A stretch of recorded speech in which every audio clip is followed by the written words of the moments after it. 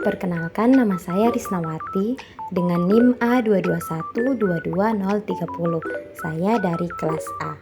Pada kesempatan kali ini saya akan membahas materi mengenai jamur.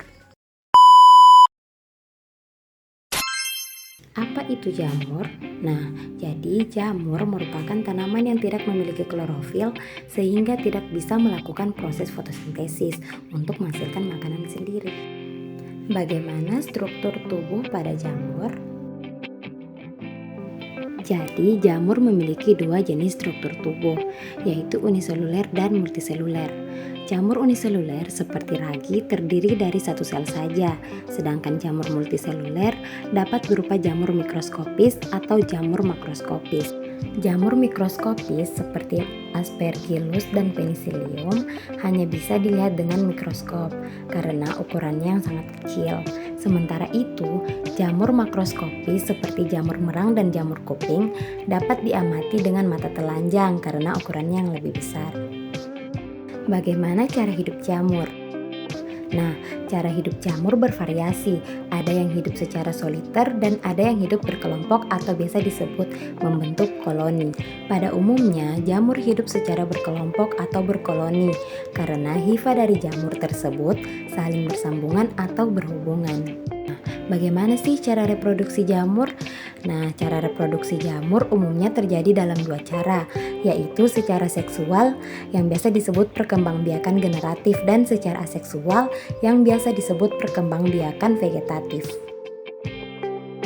Secara aseksual, jamur dapat bereproduksi dengan membentuk spora, baik melalui pembentukan hifa atau struktur khusus seperti conidiofor. Spora ini kemudian dapat menyebar melalui angin, air, atau bantuan makhluk hidup yang lain. Secara seksual, jamur bereproduksi melalui peleburan inti sel dari dua individu yang kompatibel.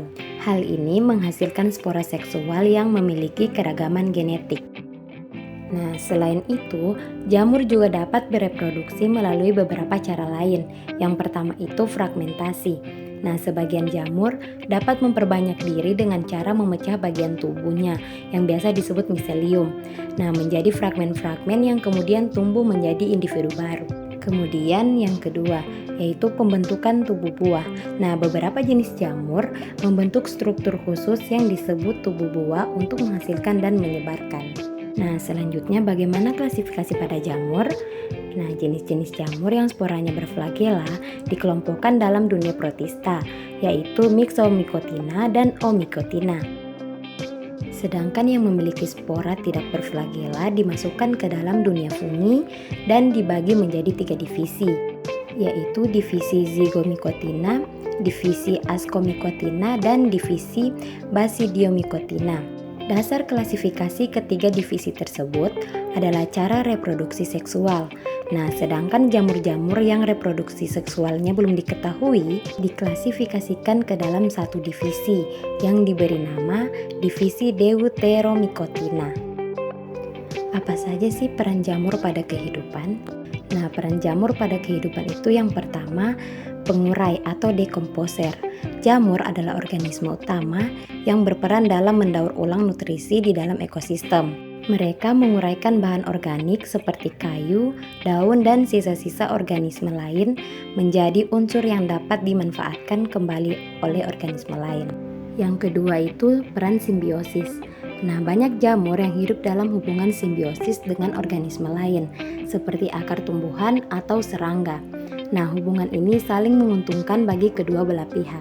Peran yang ketiga itu sebagai agen pengendalian biologi, di mana beberapa jamur dapat bertindak sebagai agen pengendali hayati untuk mengendalikan hama dan penyakit pada tanaman. Jamur ini dapat menyerang dan membunuh organisme pengganggu. Peran yang keempat yaitu sebagai sumber makanan, yang mana beberapa jenis jamur dapat dimakan dan menjadi sumber makanan bagi manusia dan hewan. Contohnya itu jamur shiitake, tiram, dan merang. Peran yang kelima itu sebagai aplikasi medis, di mana beberapa senyawa yang dihasilkan jamur memiliki khasiat medis, seperti antibiotik dan obat-obatan lainnya.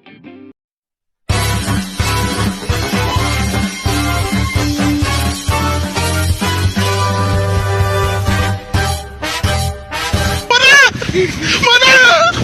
Mana?